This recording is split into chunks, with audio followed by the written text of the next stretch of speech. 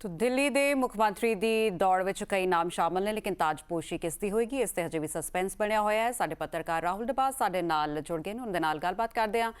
राहुल, 3-4 नाम सामने आ रहे हैं लेकिन ये भी संभावित है कि शाम को विधायक दल की बैठक के बाद भाजपा की तरफ से कोई सरप्राइज नेम सामने आ सकता है।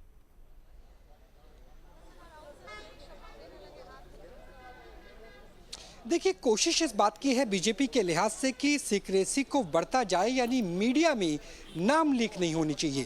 यही वजह है कि पीएम की अध्यक्षता में पार्लियामेंट्री बोर्ड की बैठक आज ही हो रही है, जिसके बाद पर्यवेक्षकों को वो पर्ची एक तरीके से यानी नाम बताया जाएगा और उसके बाद जो डेमोक्रेसी प्रोसेस है, जो जमहूरियत की तस्दीक की जाती है बीजेपी के द्वारा, वो इसके साथ पर्यवेक्षक पहुंचेंगे लगभग 5:30 बजे के आसपास, जहां मैं मौजूद हूं बीजेपी के प्रांतीय कार्यालय, और यहाँ पर विधानमंडल की बैठक होगी, यानी बीजेपी के जीते हुए विधायक मौजूद रहेंगे और नामों को प्रस्ताव रखा जाएगा पर्यवेक्षकों के द्वारा और उसका अनुमोदन हो जाएगा उसी वक्त सर्वसहमति से विधायकों के द्वारा, और तब ये तय हो जाएगा कि मुख्यमंत्री कौन होगा, महिला या पुरुष।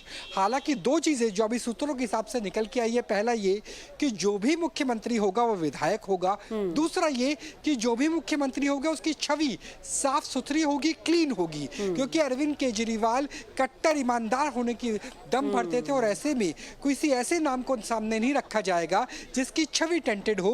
उस लिहाज से भी काम करने की कोशिश की जाएगी। और महिला क्या मुख्यमंत्री हो सकती है, पूर्वांचल के लिहाज से महत्वपूर्ण है क्योंकि बिहार में चुनाव होने वाला है, सिख या फिर पंजाबी चेहरा भी हो सकता है क्योंकि पंजाब में भी चुनाव होने वाला है। तो इन तमाम समीकरणों के हिसाब का ख्याल रखा जाएगा और लगभग 6:30 और 6:45 का वो वक्त होगा जब सीएम चेहरे का ऐलान कर दिया जाएगा और तभी ये भी तय हो जाएगा प्रेस कॉन्फ्रेंस करके कि क्या सिर्फ मुख्यमंत्री है या 2 मुख्यमंत्री, जिस तरह की सुगबुगाहट आ रही है वो भी हो सकते हैं 5 मंत्रियों के साथ साथ। जी बिल्कुल राहुल, लेकिन ये भी सूत्रों के हवाले से खबर है कि नाम तय किए जा चुके हैं, बस नामों का औपचारिक ऐलान बाकी है।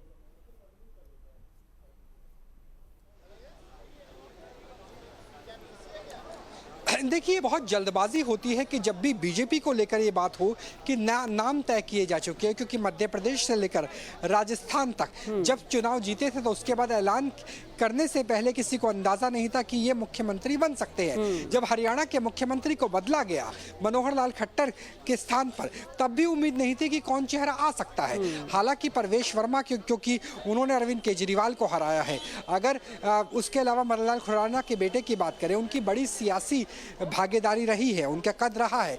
इसके अलावा अगर बात की जाए तो शिखा राय की बात आ रही है क्योंकि उन्होंने भी ग्रेटर कैलाश से बड़े नेता को हराया है, सौरभ भारद्वाज को हराया है। तो कई ऐसे नाम हैं जिन पे सुगबुगाहट चल रही है, लेकिन सतीश उपाध्याय से लेकर के कई नाम ऐसे हैं जो हो सकते हैं। अगर मोहन विष्ट की बात करें, क्योंकि वो पूर्वांचल का बड़ा चेहरा है और उस इलाके से जीते हैं जहां पर हिंदू अल्पसंख्यक बताए जाते हैं, तो उनका भी नाम आ रहा है। लेकिन नाम बहुत सारे हैं, जब तक मोहर लग नहीं जाती और जब तक मोहर के ऊपर पूर्ण विराम जहां मैं मौजूद हूं बीजेपी के विधायक नहीं लगा देते, तब तक कुछ भी कहना जल्दबाजी होगा। जी बिल्कुल राहुल जी, लेकिन अब कल के शपथ ग्रहण की भी अगर बात कर लें तो भव्य तरीके से शपथ ग्रहण की तैयारियां जोरों शोरों से चल रही हैं और तैयारियां मुकम्मल आज शाम तक हो भी जाएंगी। कल सुबह 11 बजे शपथ ग्रहण है। एनडीए के तो तमाम नेताओं को न्योता दिया गया है, क्या संभावना है जिस तरीके से अब आम आदमी पार्टी विपक्ष में रहेगी, उनके नेताओं को भी न्योता दिया गया है?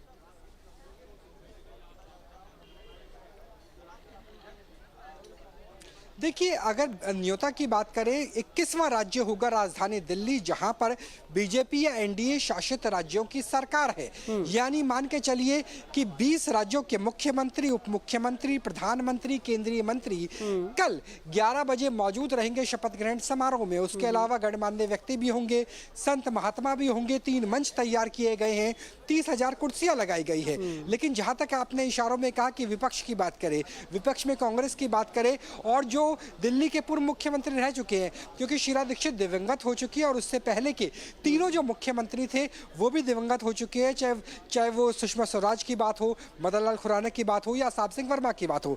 जो उसके बाद मुख्यमंत्री रहे आतिशी और अरविंद केजरीवाल, उन्हें न्योता, जो बीजेपी के सूत्र हमें बता रहे हैं, उन्हें एक्स सीएम के तौर पर, पूर्व मुख्यमंत्री के तौर पर न्योता दिया जाएगा और विपक्षियों की भागीदारी भी कम से कम शपथ ग्रहण समारोह के दर्शक के दीर्घा में जरूर रहेगी। बिल्कुल बिल्कुल राहुल जी, और जिस तरीके से आप लगातार भाजपा के दफ्तर के बाहर बने हुए हैं, ऐसे में भाजपा के नेताओं की क्या प्रतिक्रिया है कि आज शाम ऐलान हो जाएगा दिल्ली का ताज किसके सर पे जाता है? क्या वो इस फैसले से संतुष्ट है?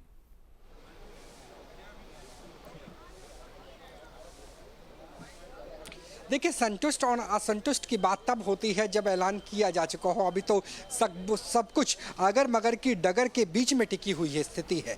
और जहां तक बीजेपी की बात करें, बीजेपी पार्टी विद डिफरेंस की बात करती थी शुरू से लेकर, यानी 90 के दशक से लेकर 2025 तक, यानी यहाँ पे अनुशासन को बहुत ज्यादा महत्व दिया जाता है। ऐसे में नाम का ऐलान कोई भी हो, जिस तरीके से हमने राजस्थान से लेकर मध्य प्रदेश में देखा, उसके साथ पार्टी के विधायक नजर आते हैं, क्योंकि जो चुनाव है वो प्रधानमंत्री नरेंद्र मोदी के चेहरे पर लड़ा गया और मोदी की गारंटी पर ही जीता गया। और ऐसे में जो भी आलाकमान से फैसला आएगा उस पर मोहर भी लगेगी और उस पर सहमति भी बन जाएगी। जी बिल्कुल जी राहुल, बहुत धन्यवाद इस तमाम जानकारी के लिए।